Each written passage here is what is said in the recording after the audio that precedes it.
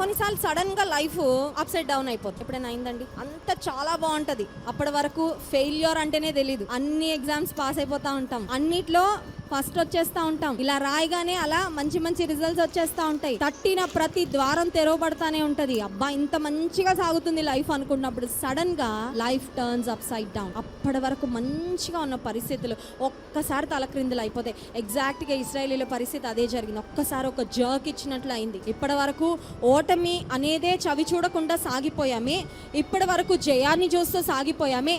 Why?